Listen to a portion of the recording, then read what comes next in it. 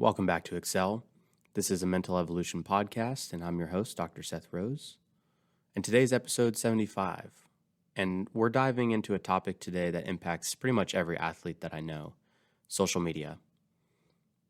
It's everywhere. It shapes how we connect. And for athletes, it can be a powerful tool, but also a major distraction. The goal of this episode is to explore how social media affects performance, our mindset, and our well-being. Not saying to avoid it completely, but just give you some strategies to use it in a way that helps you rather than hurts you. So, recent data shows that 85% of adults use social media regularly. And among teens, over half say it would be nearly impossible to give up. For athletes, that means that social media isn't just background noise, it's woven into your daily life. Think about how many times that you check your phone, right? Or how many times that you're opening an app just to scroll mindlessly. But here's the catch. Social media isn't simply good or bad. It's complex. It can be motivating, inspiring. It can even change careers. But it can also be draining, distracting, or harmful. And the key is to maximize the benefits while minimizing the downsides. So let's start with the positives here. Social media is a huge proponent of just connection, right? Staying in touch with teammates, staying in touch with fans, different communities within your sport or different hobbies, right? So being connected is one of the biggest benefits that we see here that can directly help with your well-being. The other thing is learning can be a benefit. Athletes can watch clips, they can study new skills, they can get inspired, they can see things that they aren't doing in their current training, right? And this leads to then opportunities. There can be recruiting opportunities, there can be exposure, there can be even professional contracts that can start online, right? Just by word of mouth and sharing and things like that. The other thing is that athletes use social media and it gives them a platform to advocate for causes that are meaningful to them. So it gives them a voice. They can share their values or build their brand through social media, and that's definitely a positive. And then in some cases, there can be revenue streams, pathways to sponsorships or other types of income. So yes, there are some benefits worth keeping here. But we also know that the other side of the coin, some of the downsides. First, and probably most significant, is the mental health toll.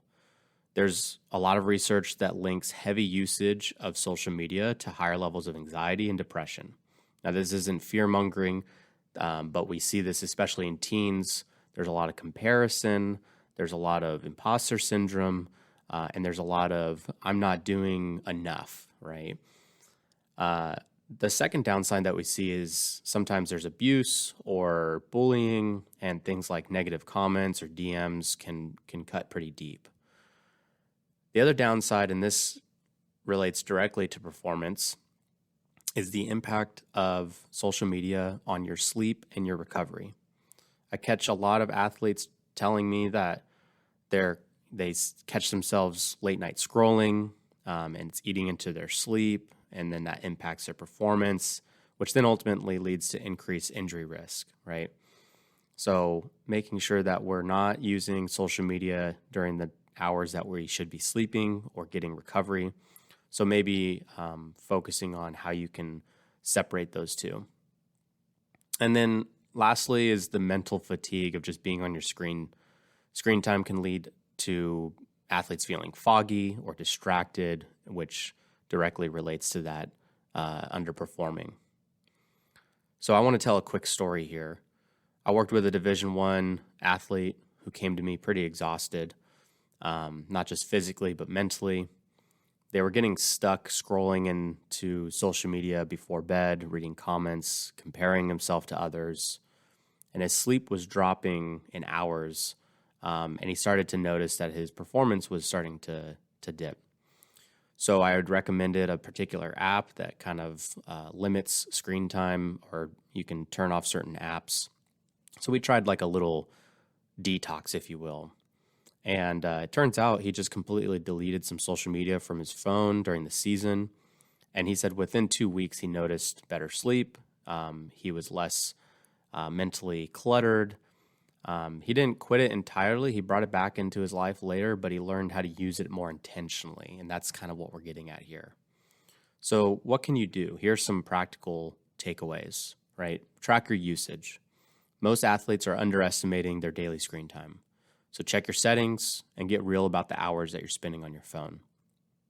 Be selective. You don't have to open every door.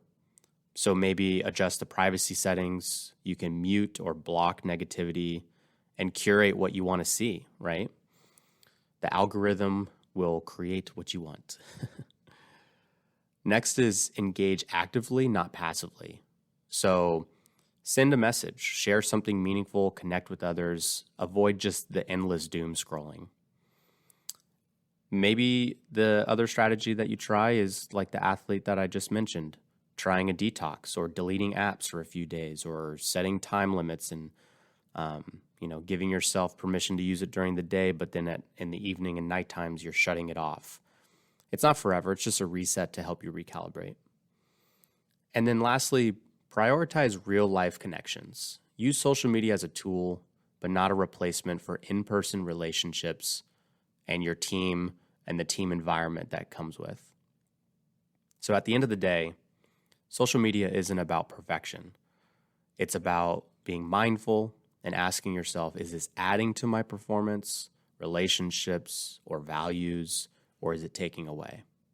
That's it for today. A little bit longer one, but keep reflecting and remember, it's not about, trying to completely remove, but just being a little bit more intentional with your choices.